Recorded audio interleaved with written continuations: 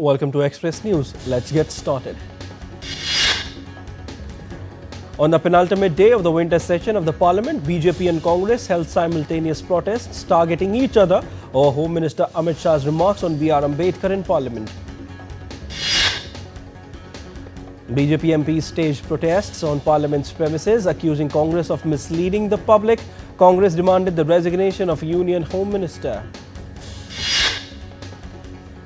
The Congress MP scaled the wall and pushed others to enter Parliament, which led to the fall of a BJP MP who was taken to the clinic inside Parliament complex for first aid. Speaking of protests on Ambedkar Rao in Rajya Sabha, Vice President and Chairman Jagdeep Dhankar said, and I quote, "We cannot allow the country to plunge into anarchy." 5 terrorists have been neutralized by the security forces during an ongoing gunfight in Kulgam district of India's Union Territory of Jammu and Kashmir. The operation was launched in the early hours of Thursday following specific intelligence about the presence of terrorists in the area. During the cordon and search operation, the terrorists opened fire, triggering a fierce exchange of gunfire. Security forces rescued civilians in Kulgam. 2 security personnel also sustained injuries during the encounter. India's Ministry of Culture has partnered with France's Museums Development to create the Yuga Yugin Bharat National Museum in New Delhi. Inspired by France's Grand Louvre, the collaboration celebrates India's civilizational heritage while preserving its architectural legacy, marking a milestone in cultural and global cooperation. A joint parliamentary committee has been formed to review the Constitution 229th Amendment Bill, which seeks to amend the Constitution to allow for simultaneous federal and state elections. The bill, which is a part of the One Nation, One Election initiative, will be reviewed by 31 parliamentarians, including 21 MPs from lower house, that is Lok Sabha, and 10 from upper house, that is Rajya Sabha. BJP's PP Chaudhary will lead the committee. At least 13 people were killed and 99 rescued after an Indian Navy speedboat crashed into a ferry off Mumbai coast on Wednesday. According to an official statement, the Indian Navy craft lost control while undertaking engine trials in Mumbai harbour due to engine malfunction. The ferry was transporting passengers from Gateway of India to Elephanta Island. Prime Minister Narendra Modi expressed grief over the mishap.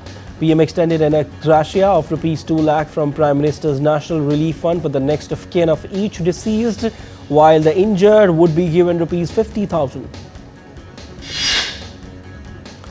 28 Indian fishermen from Tamil Nadu's Tirunelveli district have returned home following successful diplomatic efforts that led to their early release from detention in Bahrain. The Confederation of Indian Industries annual meet, the Changemakers Conclave, shines a spotlight on SBM 2.0 and solid waste management. This event celebrated exemplary practices in waste management, bringing together representatives from 100 urban local bodies across 24 states and union territories. India has climbed 11 spots to rank 49th in the Network Readiness Index 2024 by the Portulans Institute.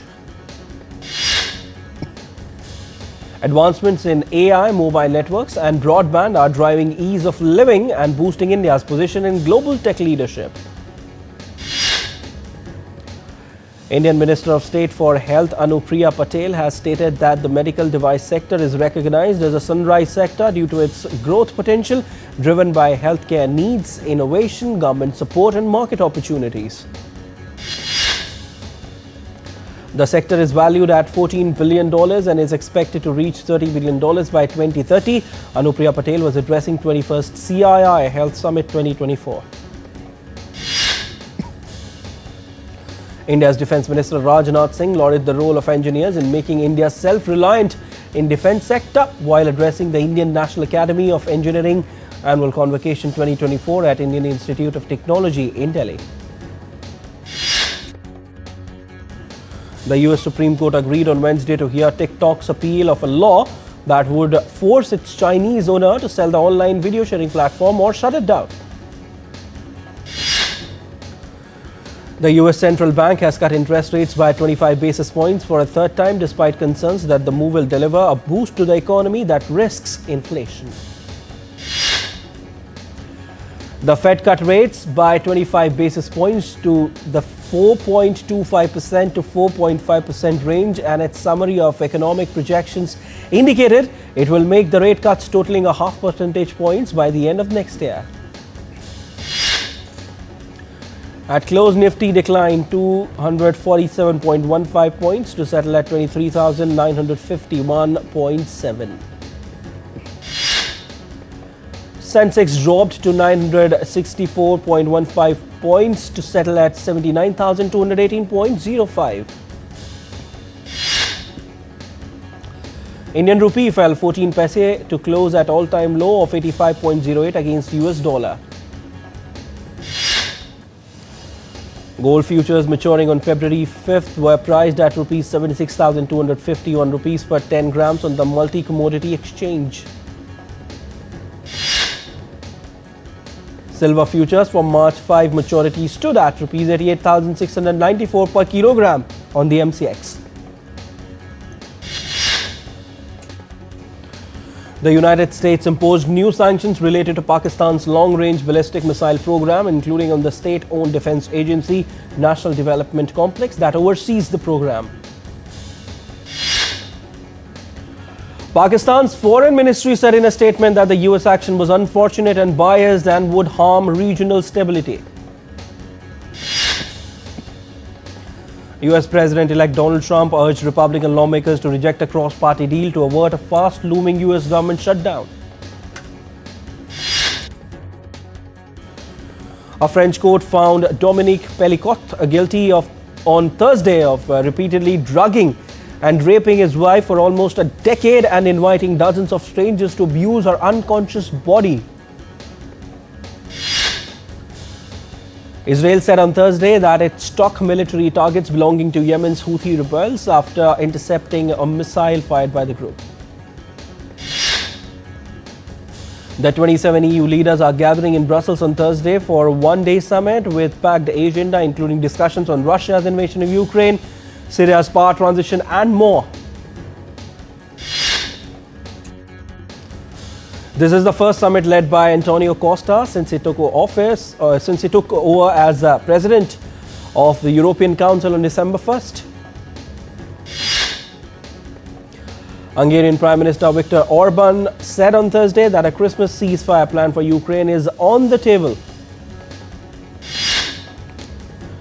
Russian air defense systems repelled a Ukrainian attack on Thursday as 10 missiles targeted Rostov region of southern Russia. Speaking at an annual news conference, President Vladimir Putin said that the Russian economy was stable, though there was some overheating that was showing high inflation. He also said that the economy may grow by 4% this year, but inflation was a worrying signal. The UN envoy to Syria called on Wednesday for free and fair elections after fall of the Assad regime, calling for immediate humanitarian assistance. He also said he hoped to see an end to international sanctions levied against Syria. Turkish president said Turkey and Lebanon agreed to act together for stability in Syria. Erdogan also reaffirmed his country's commitment to Lebanon's unity and peace. Bangladesh High Court has acquitted former State Minister for Home Affairs Lutfo Baba and 5 others in the 10 truck arms haul case in Chattogram. Germany plans bigger military to meet NATO targets. Defense Minister Boris Pistorius says to expand armed forces to 230,000 troops, surpassing the current 203,000 goal. In Vietnam, at least 11 people were killed and 2 others injured in a fire at a cafe on Wednesday. Investigation into the fire is underway. The suspect confessed to igniting the blaze at the Hanoi cafe following a staff dispute. Police report 7 rescues and 2 hospitalizations as inspections continue. Families held a protest against child deaths, most of whom were killed by stray bullets in Rio de Janeiro on Wednesday. NG organizing the protest said it monitored child and adolescent violent deaths in Rio since 2007, recording 115 cases, 48 victims aged between 7 months and 14 years recorded between 2020 and 2024. Colombian authorities intercepted a vessel near Buenaventura carrying 1.5 tons of cocaine worth over $50 million.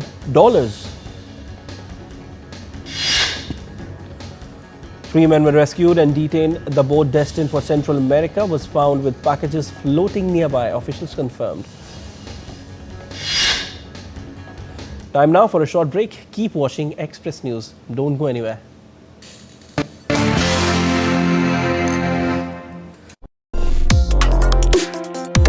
Complex issues, hidden agendas, twists and turns, strategic games. We think all dots are linked. We just need to connect them.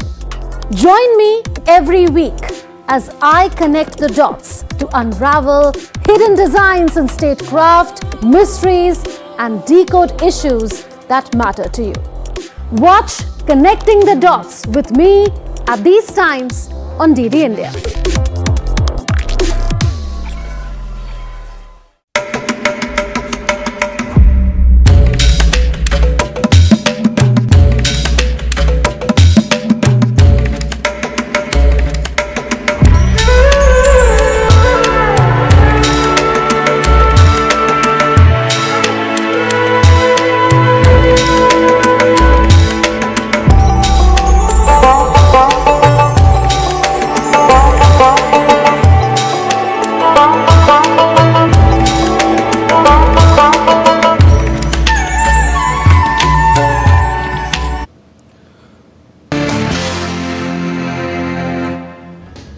Welcome back. I'm Siddharth Bharadwaj and you're watching Express News. Let's continue.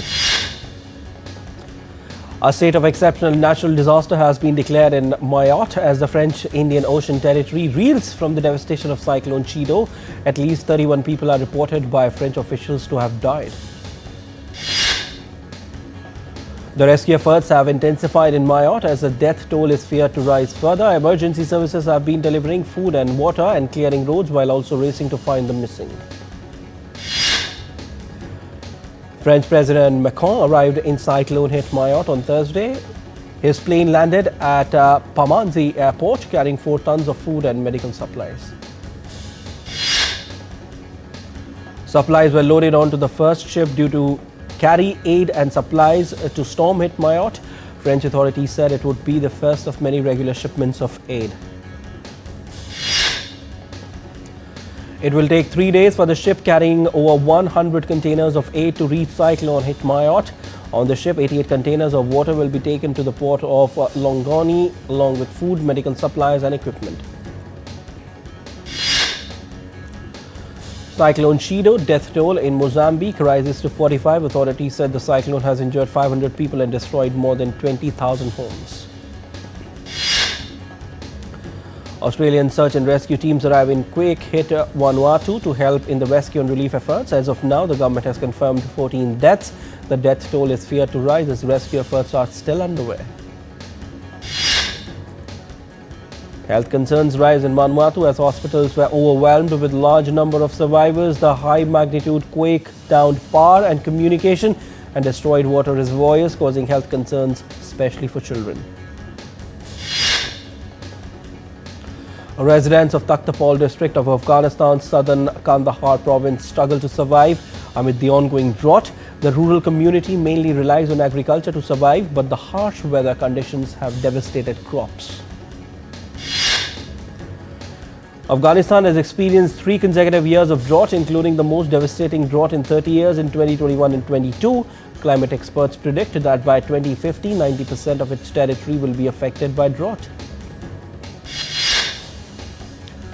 Hazardous air quality returns to New Delhi as smoggy conditions shrouded the city on Thursday. The air quality index recorded at 9 a.m. was 450, which was a further deterioration from Wednesday's 4 p.m. reading of 445. Chinese cities prepare frozen fun for winter tourism boom, having crafted unique experiences that center around ice and snow. Workers were busy in constructing a magical theme park known as Snow World. The snow park in China transforms into a dazzling wonderland of grand ice sculptures and structures, temples, castles, and even icy slides. The opening period typically begins in the middle of December. Cold waves continue sweeping India's northern region with temperatures plunging below -10 degrees. In the Union Territory of Jammu and Kashmir, in many areas, temperatures have gone even below -15 degrees, with lakes and water bodies freezing. The temperature is expected to continue its chilling streak in North India, with cold waves and fog engulfing most areas. The Meteorological Department has predicted that the cold wave is likely to persist for the next few days. Animals at an Australian wildlife park enjoyed an early delivery from Santa this year. They were seen feasting on their presents in footage shared by the park on Thursday. Iconic Australian koalas devoured a plethora of eucalyptus leaves, whilst the kangaroos enjoyed a mixture of leaves, apples and sweet potato at Ballarat Wildlife Park. New Year's preparations are underway in Times Square. The giant 7-foot-tall numerals have arrived in Times Square. The numerals use a total of 620 energy-efficient LED bulbs. The numerals will stay in the ground until the early morning of Monday. The sign will then be installed atop One Times Square to illuminate at midnight on New Year's Eve. The Dubai Shopping Festival is celebrating its 30th anniversary with a spectacular display of over 1,000 synchronized drones. The celebration will be running from December 6 to January 12. A special commemorative show highlighting the festival's growth is being held until December 26, chronicling 3 decades of the festival's evolution. Sudkhet, the only one golden tiger in eastern region of Thailand, becomes a new superstar. It is 11-month old and is the only one golden tiger in eastern region of Thailand.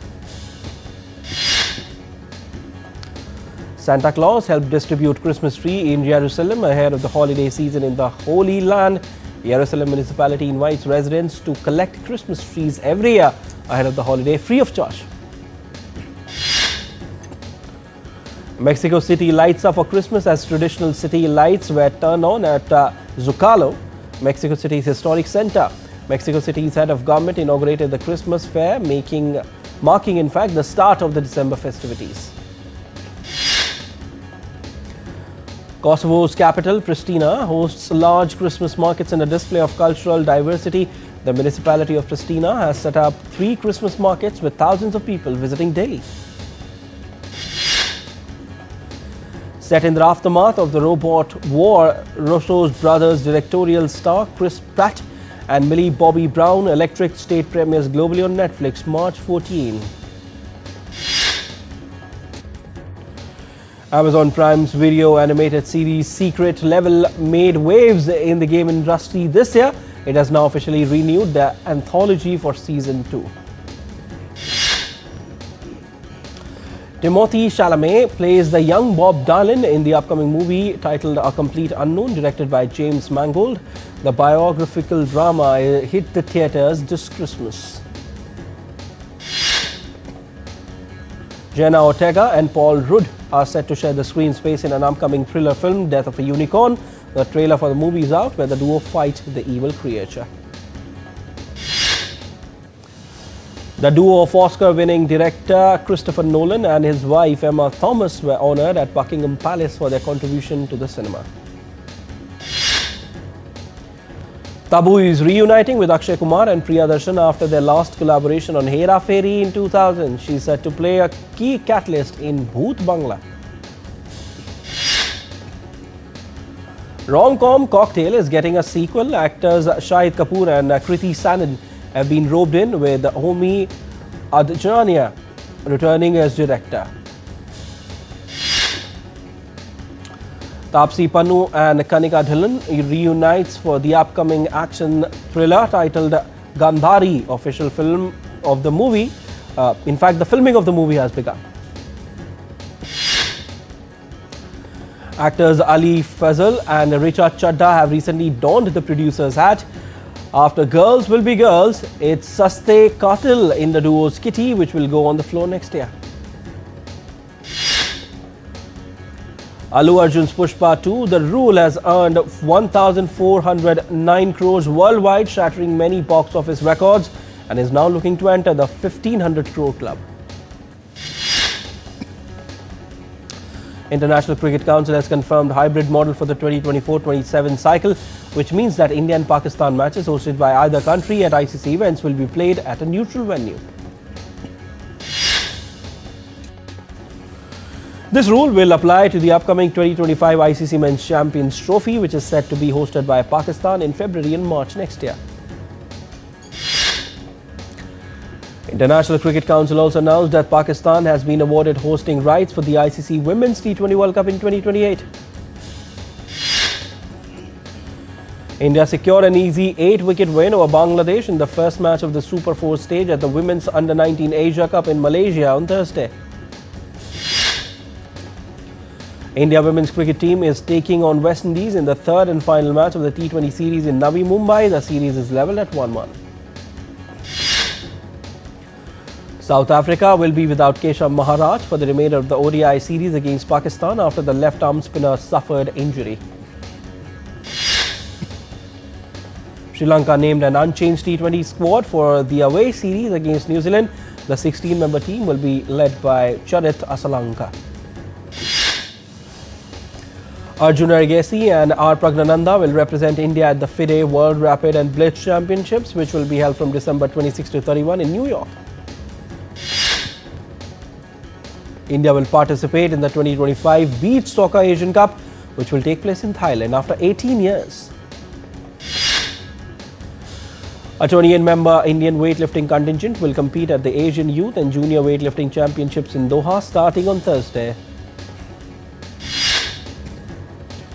The governing body of men's tennis, ATP, said it distributed $1.3 million to 26 players as part of its financial security program in 2024.